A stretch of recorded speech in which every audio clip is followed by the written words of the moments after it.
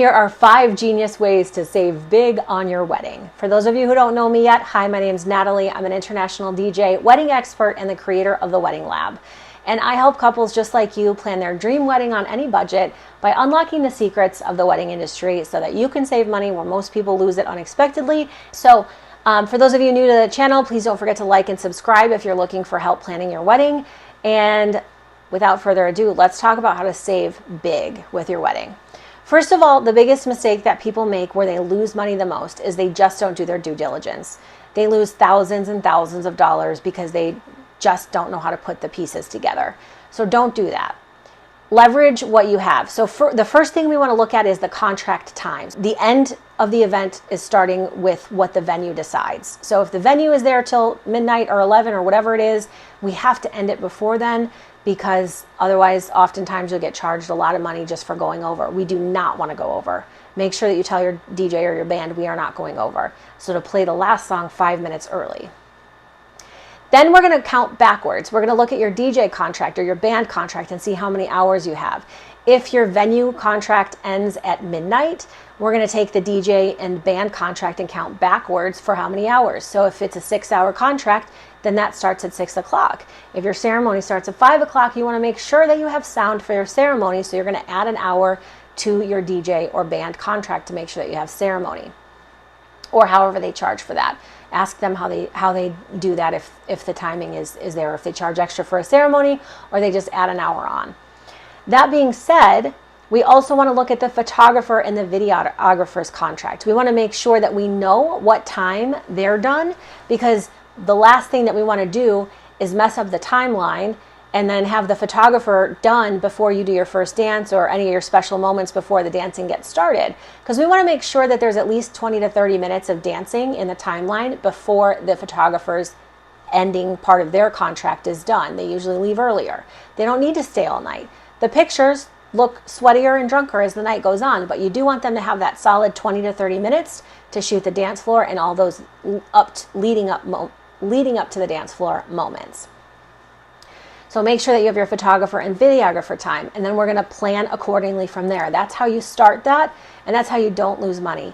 Typically, people charge more money for overtime if you ask the night of than if you know beforehand and you already plan it.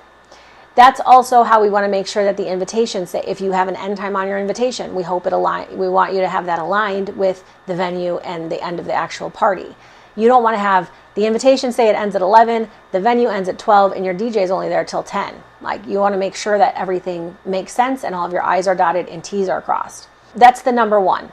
Number two is we want to ask the venue about any fees that will be acquired that aren't included in the package. Electricity is a big one.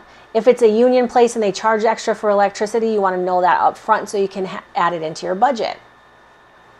If they have an insurance policy requirement that is less than what your vendors carry, you want to know that beforehand so that you're not scrambling around trying to pay the difference so that your DJ can play at this venue.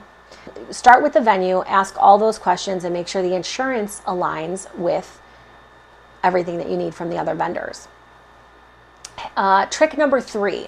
If champagne is not important to you, if you're not a sommelier and you don't have a Parisian themed wedding where you have a champagne cave and all that good stuff, and you just want a luxury champagne-y vibe.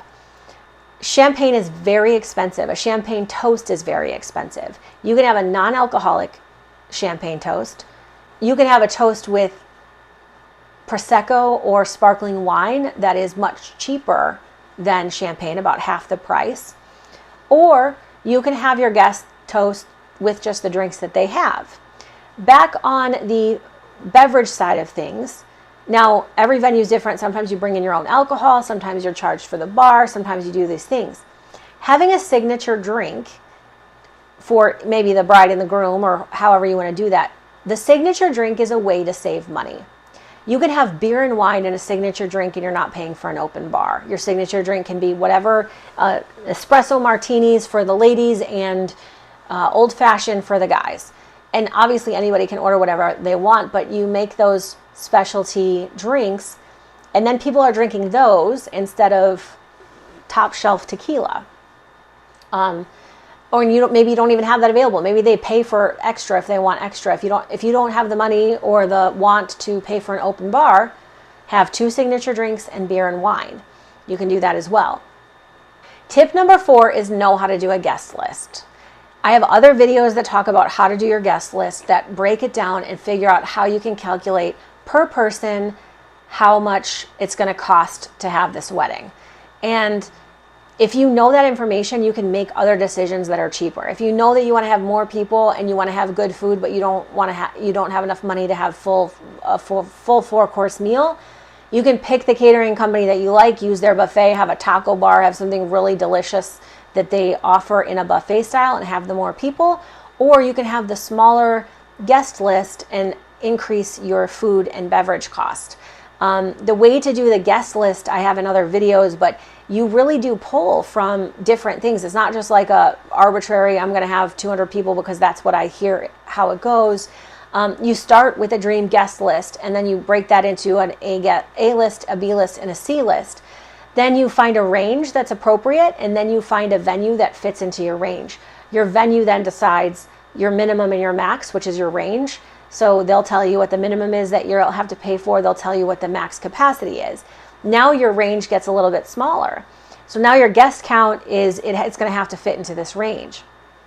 Then you take that a little bit further and you start looking at the price of cost per person for food and alcohol. And you can say, well, if I have the buffet, I can have the higher end of the range. If I have the plated meal, I can have the shorter end of the range. Which do I want? Which is more important? How do I do that? Then you calculate that number, and that is who you start inviting. That's your number of invites. Then you send the invites out to your A list first, as early as possible. And as you start getting, and maybe part of your B list, it's just however you want to do that. And then as you start getting RSVPs, then that say no, then you do a second round. Maybe you get 10 no's. You wait and you do it in groups of 10. So you get 10 no's, and then you go down the list until you hit your number. And then that's it. Or maybe you decide, hey, I'm not going to do that. I'm just going to invite this. And then after that, it's done as long as I hit my minimum. But you want to pay attention to your guest list so that you know how much the wedding costs per person, so you know how to navigate that. So if you don't know how to do that, check out one of my videos that talks about the guest lists and how to do that with the venue and the food. And that will help you save a lot of money as well. Tip number 5 is stay organized and use a roadmap, like something like what I created, the Wedding Lab or my budget tool or something like that. Use something like that to stay, because what ends up happening is people start making all these decisions because that's what they like, and they're focused on the creative part of it, the decor, all the food, all those things, and they're like, boy, I hope this all falls together, and then they end up spending so much money that is unnecessary. So if you keep yourself together, you keep yourself organized, you use tools that people are offering out there, and you're able to put things together strategically, you'll save a lot of money because you'll know if this fits into what you're doing or not. If you start out in the beginning planning with a roadmap, you'll know if this decision makes sense for you or not, or if it's important for you or not. And then you'll be able to do that. And my last bonus tip is increase value with the least amount of money and cut corners where nobody will notice. So what that means is I talk a lot about the first impression and the last moment being the 2 biggest points that people remember the most. The first impression is the ceremony. It's very easy to make the ceremony really wow, give it that wow factor. You can have live musicians for pretty cheap to have them at your ceremony. Make sure that you have water for people. Sometimes people are having drinks passed out and stuff like that at the ceremony. And sometimes they have snacks and sometimes they have things like that. But at minimum, have water for your people to drink, especially if it's hot outside, and have maybe a live musician or some good music. Make sure you have sound. Don't skimp on the sound. Have a really good experience for your ceremony, and then have a really good ending set up for you for the end of the night. And if you have those 2 things, everything in the middle is we can buy stuff back and play with things. But if you have those 2 set up really well, then you'll be great. And so if you do that, you're all set. And then you can save money in other places, like the champagne toast. You don't necessarily have to have champagne. You can have non-alcoholic or something like that.